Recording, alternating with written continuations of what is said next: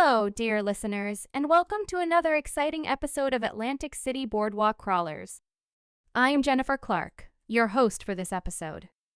In today's podcast, we will be talking about the historical impact of Greyhound racing on West Virginia.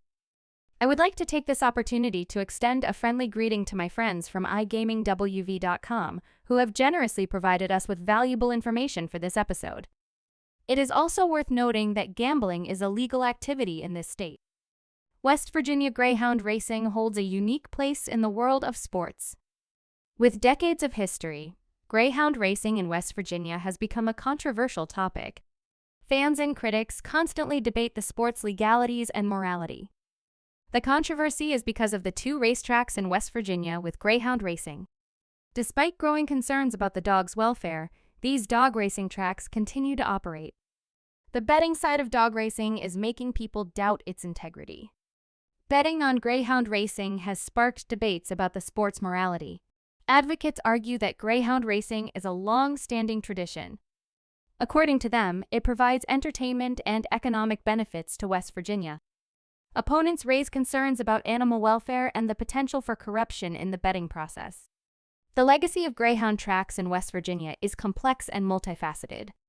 These discussions could decide if dog racing stays in the state. Let's look at the positive and negative aspects of the sport's ethics and law. Earlier this year, lawmakers introduced the Eliminating West Virginia Greyhound Breeding Development Fund bill to stop subsidizing greyhound racing in West Virginia. This led to a dispute between animal welfare advocates and the greyhound racing industry.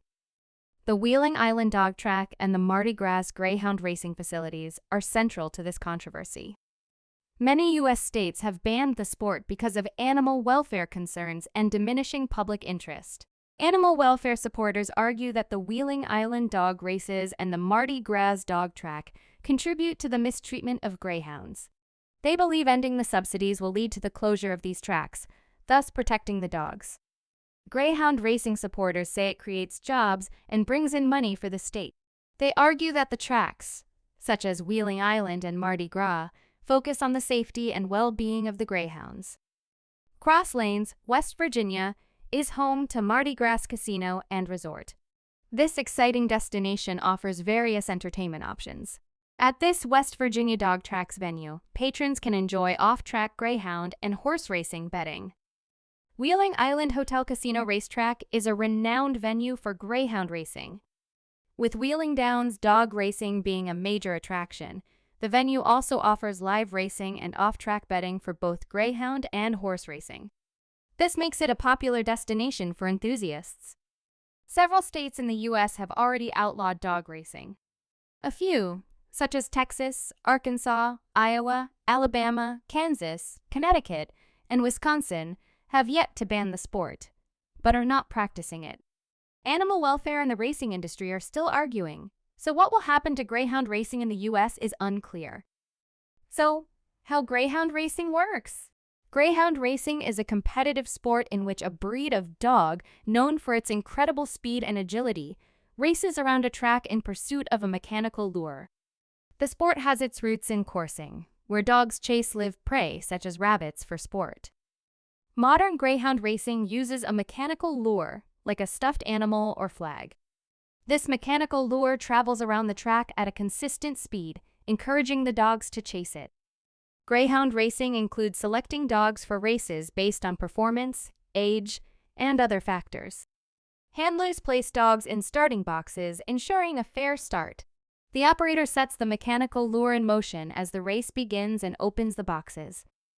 This allows the dogs to start their pursuit. As the greyhounds chase the lure around the track, they test their speed and agility. They must navigate turns and maintain their pace while avoiding collisions with other dogs. Officials declare the first dog to cross the finish line as the winner. Spectators at greyhound races can place bets on the outcome, adding an element of excitement and competition to the event. Greyhound racing has long been a popular sport. It attracts spectators who enjoy the thrill of watching these agile dogs compete. Ethical worries about greyhounds have led to a closer look at the sport. The integrity of the racing industry has sparked controversy. One of the primary ethical concerns is the welfare of the greyhounds themselves. Breeders and trainers breed and train racing greyhounds for their speed. Critics point out that these dogs don't get the best living conditions, vet care, or socializing. Greyhounds can get broken bones and muscle strains in races. This can lead to euthanasia if the injuries are severe or the dog can no longer race. A few organizations, including the American Society for the Prevention of Cruelty to Animals, and people have stepped up to support greyhounds. They focused on the racing industry. These efforts include advocating for better living conditions and implementing stricter regulations on breeding and training practices. They promote the adoption of retired racing greyhounds. Many racing tracks have adopted injury prevention measures, such as improving track surfaces. They also provide better veterinary care for dogs. Legislative changes have also played a significant role in addressing the controversies surrounding greyhound racing. West Virginia, for example, has seen recent changes to its laws governing the sport. West Virginia stopped funding greyhound racing in 2020. It forced the closure of 2 greyhound tracks in the state. Breeders and trainers met this decision with mixed reactions.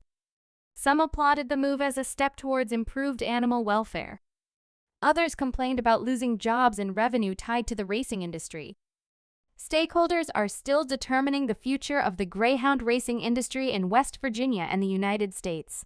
The outlook could be more hopeful, with a steady decline in popularity and only 2 active racetracks remaining. The controversial and inhumane nature of the sport has contributed to its downfall. More groups and people advocate for the animals' welfare. As public opinion shifts and regulations tighten, greyhound racing in West Virginia and the rest of the country may soon end.